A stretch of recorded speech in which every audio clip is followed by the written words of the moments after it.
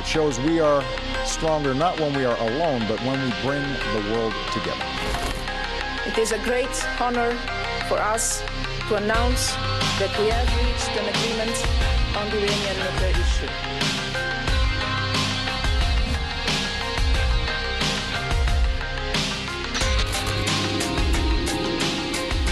بدترین حکومت در آمریکا سر کار است. We will be instituting the highest level of economic sanction.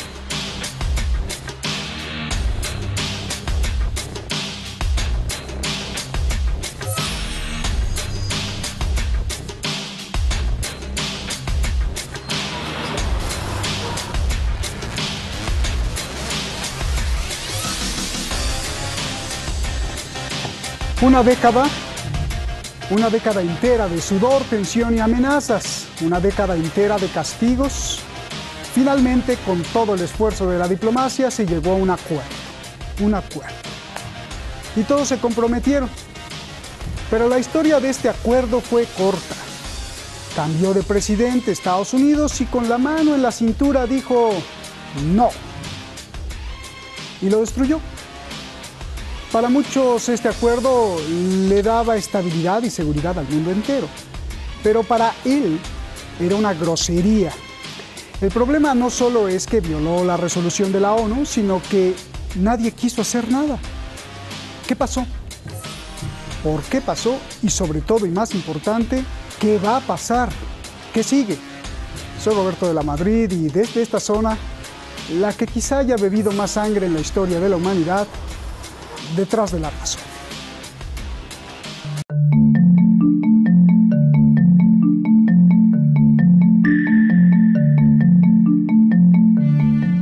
En 2006, el Consejo de Seguridad de la ONU sancionó a Irán. Estados Unidos, Reino Unido, Francia, Rusia y China votaron por unanimidad. Acusaron a Irán de perseguir armas nucleares. Irán decía que era mentira. Este fue el principio de un sinnúmero de sanciones: prohibición de tecnología de misiles balísticos, restricciones financieras, bancarias, económicas, de tránsito y de seguros.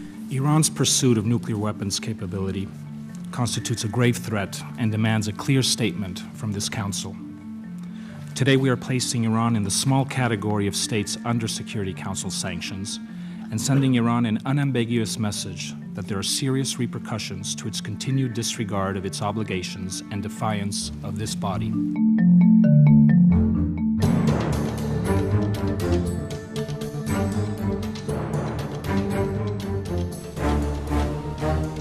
Después de interminables y maratónicas negociaciones, Estados Unidos, Rusia, China, Francia, el Reino Unido más Alemania y la Unión Europea firman con Irán el famoso acuerdo nuclear. Irán se comprometió a enriquecer uranio a no más de lo permitido, y las potencias entonces a levantarle las sanciones. El Consejo de Seguridad de la ONU lo certifica. Demonstrates that American diplomacy can bring about real and meaningful change. Today, because America negotiated from a position of strength and principle, we have stopped the spread of nuclear weapons in this region. Because of this deal, the international community will be able to verify that the Islamic Republic of Iran will not develop a nuclear weapon. Irán celebra el entendimiento. En los días siguientes también empieza a hacer pruebas de misiles balísticos, argumentando que eso no estaba en el acuerdo.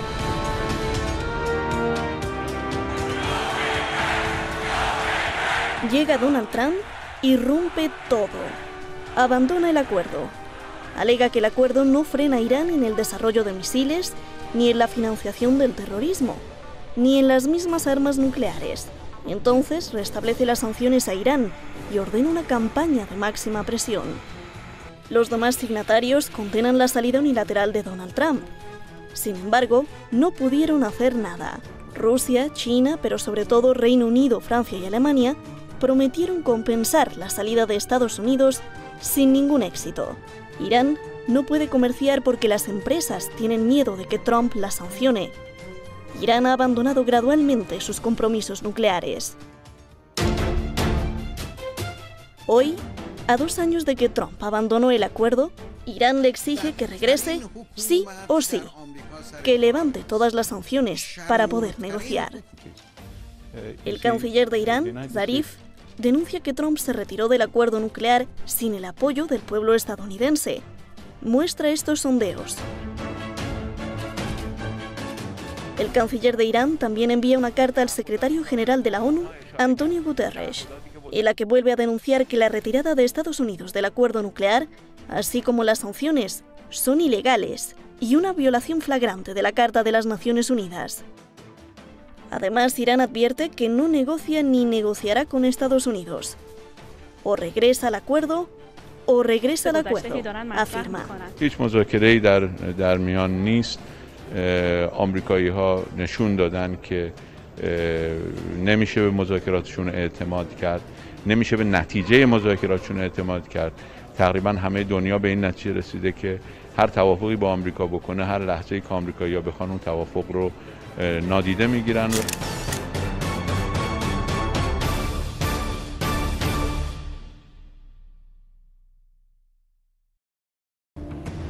Ahí está el documento. Muchísimas gracias al equipo detrás de La Razón. Muchísimas gracias a usted, siempre allá en las redes sociales apoyándonos. Es un placer, gracias y es un honor. Vamos directamente con nuestros invitados, que hay muchísimas preguntas. Nicola Hadwell, maestro Nicola, usted lo conoce muy bien, internacionalista, experto en todo lo que pasa en el planeta, sobre todo en esta región, allá en Chile. Gracias. Axiera Moizarra, periodista con mucho prestigio, usted lo conoce y lo ha seguido por las redes sociales desde hace mucho tiempo. Axier, muchas gracias por estar aquí. Nicola, comienzo contigo. Irán acusa a Donald Trump de violar la Carta de las Naciones Unidas. Donald Trump lo niega y dice que lo hace pues por la seguridad del mundo. Explícame esta ecuación que yo le llamo ecuación de guerra, por favor. Bueno, gusto saludarte, Roberto. Como siempre, un agrado estar en tu programa. Gracias. El primer peligro del mundo no lo es Irán, es Estados Unidos. Es Estados Unidos el país que hace peligrar la paz en todo el mundo. De modo que el terminar con estos acuerdos por parte de Estados Unidos no es otra cosa que una notificación perversa que le hace al mundo, en el sentido de que ningún acuerdo, aún estando avalado por la Organización de Naciones Unidas, tiene valor si es que Estados Unidos quiere, por una u otra razón, más bien dicho, por uno u otro interés, dejarlo de lado. De modo, Roberto, que el peligro real de la humanidad y el peligro para la paz mundial es Estados Unidos. Yo lo he dicho en otras oportunidades, que de las 216 últimas guerras que han habido, ha estado presente Estados Unidos en 201. O sea, eso te da a entender que el principal agresor, el principal peligro para la paz mundial es Estados Unidos, ningún otro. Y detrás de Estados Unidos, el lobby israelí. Y detrás del lobby israelí, la Organización Sionista Mundial, que controla la banca mundial y casi todo el comercio mundial. Oye, Nicola, decía la carta al secretario de la ONU, el secretario general Antonio Guterres, que el artículo 25 lo está violando Donald Trump, que pone en peligro la credibilidad y la integridad de la ONU y amenaza la paz y la seguridad internacional. Es decir, que al poner en peligro la credibilidad de la ONU, pone en peligro, bueno, pues ya todo el sistema de armonía mundial. Solo explícame esto del artículo 25 para que nos quede claro. Exactamente. Pero resulta ser que la ONU no es ni el artículo 25 ni nadie es el peligro. La Organización de Naciones Unidas, Roberto, ha demostrado con creces que no sirve para lo que se creó, no ha sido eficaz en evitar la guerra, no ha sido eficaz en evitar que Estados Unidos abuse de otros países, no ha sido eficaz que la OTAN abuse de muchos países. Es decir, la Organización de Naciones Unidas, además de un elemento decorativo, no sirve absolutamente para nada. Ni el artículo 25, ni el 30, ni el 40, ninguno. porque las Naciones Unidas en sí no sirven para nada, Roberto. Bien. A ver, Axier, bueno, pues ya que Nicola nos apunta que no sirve para nada de esto, ¿está muerto el acuerdo nuclear o qué? Yo creo sinceramente que el acuerdo nuclear no está muerto. Yo recuerdo que estuve, ya lo he comentado en más ocasiones aquí en tu programa, que estuve en esas negociaciones en 2015 en Lausana, y lo que se consiguió durante aquellas jornadas maratonianas, durante las negociaciones previas que hubo incluso de años, con conseguir sentar a potencias mundiales, potencias nucleares, no armamentísticas, sino potencia de potencial nuclear, y llegar a un acuerdo, no puede ser ahora tirado por tierra por primero, por el capricho, por así decirlo, de la política errante exterior que maneja Donald Trump al frente de la Casa Blanca. Y segundo, por el papel, además, sobre todo, que tiene que vigilar Europa como salvaguarda de ese acuerdo. Porque entonces, ¿en qué? Decimos que si Naciones Unidas es una entidad inservible, ¿no?, como decía mi contraparte, que entonces ¿qué es la Unión Europea? Si no sirve además como garante de cumplimiento de ese acuerdo, como defensor de ese acuerdo por la estabilidad, no solo de Europa, sino la estabilidad de todo el mundo, que estamos hablando de energía nuclear. Sí que es verdad que tiene un fondo civil, obviamente, pero si se llega a romper ese acuerdo, ponemos en riesgo, hablando así, digamos, de forma directa, ponemos en riesgo la vida de miles y millones de personas, porque otro país más se podría sumar o no tendría ninguna cortapisa para poderse sumar a esa guerra o a esa carrera armamentística de nivel nuclear que solo quiere controlar Estados Unidos, porque aquí es donde está realmente la raíz y la cuestión del asunto. Estados Unidos decide sobre un acuerdo el cual el primero no cumple y segundo, un acuerdo el cual se fue de manera unilateral. Entonces, ¿en qué papel juega la otra parte? Porque si Irán además está siendo monitorizada, se siguen en las inspecciones y se sigue dando cumplimiento a ese acuerdo, y así lo establece la Organización Internacional de la Energía Atómica, ¿qué más podemos hablar de este acuerdo? Todo lo que se diga de parte de ese acuerdo son falacias y buscando intereses para justificar estas sanciones, justificar las imposiciones y justificar cualquier presión que pueda ejercer Estados Unidos, no solo contra Irán, porque las presiones de Estados Unidos conllevan además daños colaterales que encima, valga la redundancia, ocurren o caen encima de la Unión Europea, de los países firmantes de ese acuerdo y de los países que como europeos forman parte de la Unión Europea, que nada tienen que ver con la energía nuclear ni con principios de ese acuerdo.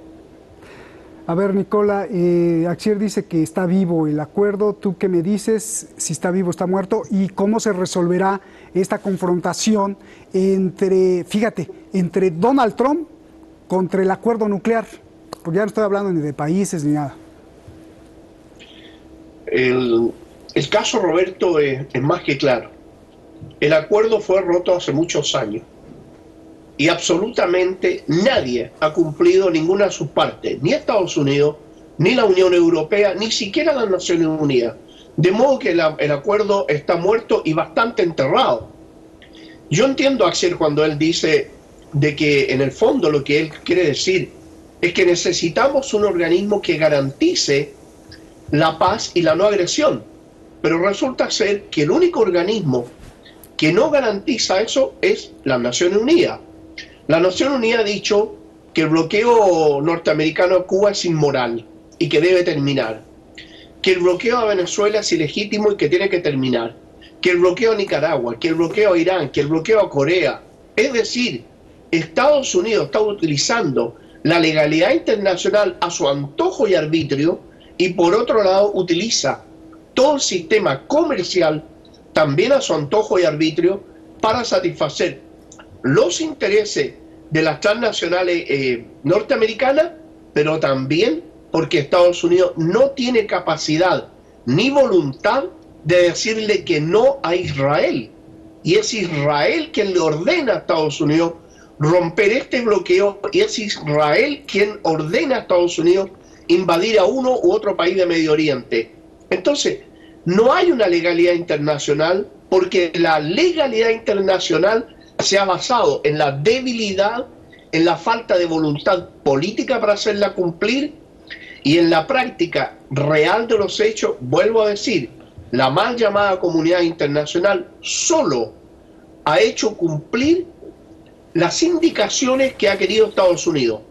Porque cuando le dijeron a Estados Unidos que no podía atacar a Irak, Estados Unidos atacó a Irak. Bueno, después Estados Unidos solicitó que le dieran un mandato para gobernar Irak por 10 años. y las Naciones Unidas ahí sí intervinieron y se lo dieron. Pero ni Europa, ni las Naciones Unidas, ni Estados Unidos respetan absolutamente ni la independencia, ni la autodeterminación, ni la soberanía, ni los compromisos que tienen con ninguno de los países con el cual además pertenecen a las Naciones Unidas. Bien. Oye, Nicolás, no te me escapes. ¿Cómo se resolverá esa confrontación? Esta confrontación, Roberto, la única manera que tiene de resolverse es cuando los países logren crear, como lo está haciendo Irán y como lo ha hecho Corea del Norte, la suficiente capacidad militar para decirle a Estados Unidos que cuando quiera intervenir militarmente y abusar de su poder militar, va a salir con más de un rasguño. Esa es la única desgraciada realidad que tenemos. Estados Unidos respeta única y exclusivamente el poder militar.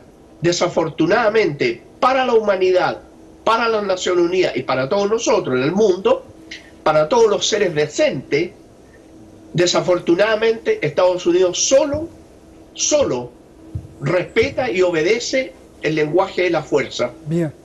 A ver, Axier, bueno, pues a diferencia que tú, Nicola dice que no solo no está vivo ni muerto, sino bien muerto, o sea, enterradísimo. Tu réplica rápido, y también yo te pregunto, ¿cuál es el peor escenario y el mejor escenario si este nudo o si este muerto no revive o si sigue? A ver. No te oigo.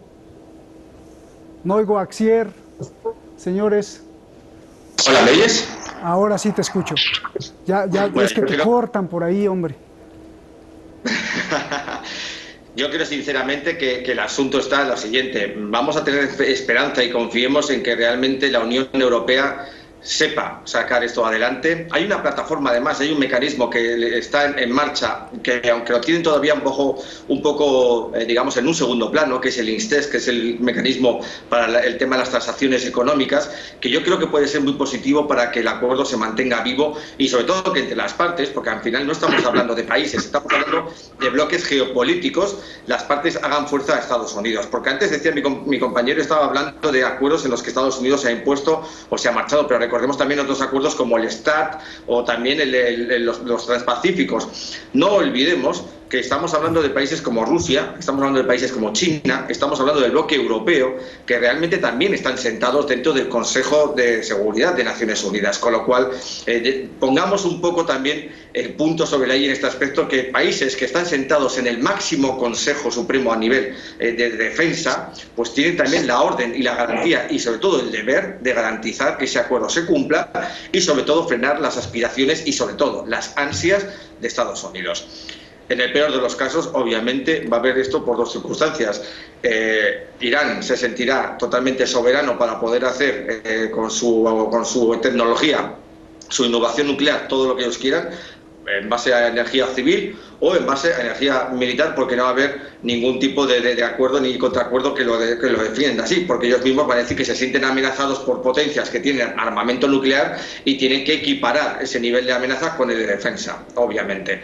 Y segundo, y creo que casi es más importante, es el tema del desarrollo económico y las sanciones económicas, porque aquí, una vez más, creo que Estados Unidos sí a la siguiente estrategia. Ataca a un país, en este caso a Irán, para que sus consecuencias, o sea, la onda expansiva realmente ataque o llegue a donde realmente él quiere llegar, porque no olvidemos que la Unión Europea no es un bloque socio de Estados Unidos, es un bloque contraparte de Estados Unidos que le puede restar poder, le puede restar fuerza, y eso Estados Unidos, sobre todo Donald Trump, no lo va a admitir. Donald Trump quiere ser más que nadie y sabe que la Unión Europea ahora mismo, débilmente económicamente, débilmente de unión, pues puede aprovechar ese mal. Ataca a Irán para atacar en tercer lugar a la Unión Europea.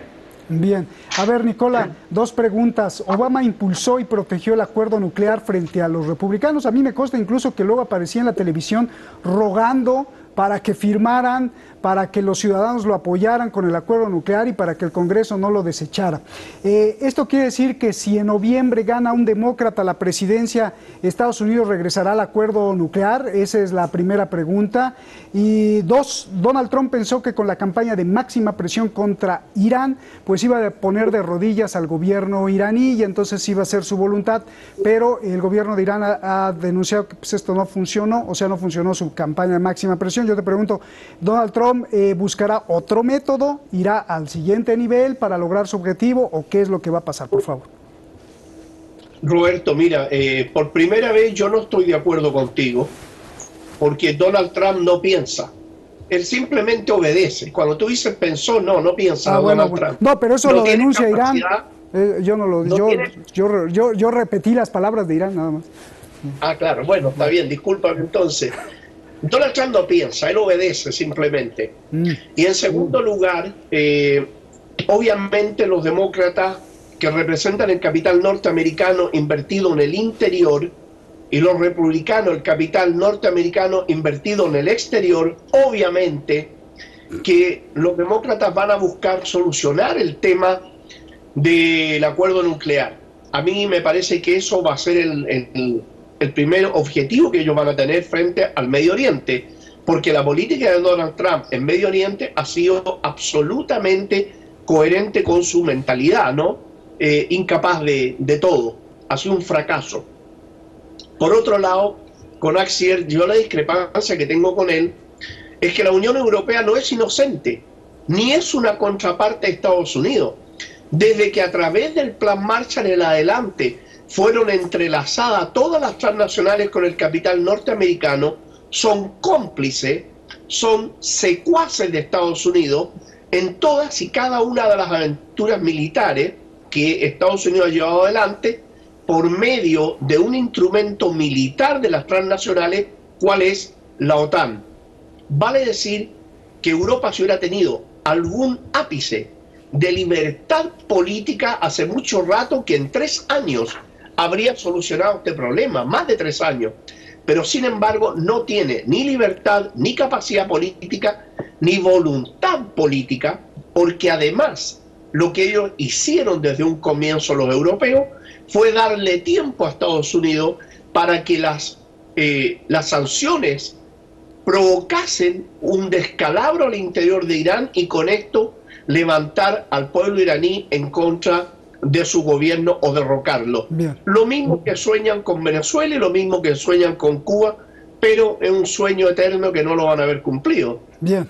Axier, pues tu réplica, solo tenemos un minuto para que ya nos vayamos. Y te pregunto, ¿hay posibilidad de un nuevo acuerdo como quiere Trump? Irán dice que no negociará con Estados Unidos, a solo que quite las sanciones y regrese al acuerdo nuclear. Y pregunta, si pasa eso, ¿qué negociaría entonces Irán? Por favor. Básicamente, rápidamente, coincido mucho lo que dice mi compañero y además, mira, un detalle. Irán tenía la compra, ya firmada la compra de 100 aviones comerciales Airbus, de compañía europea, ¿no? de ese macro conglomerado europeo, por más de 20.000 millones.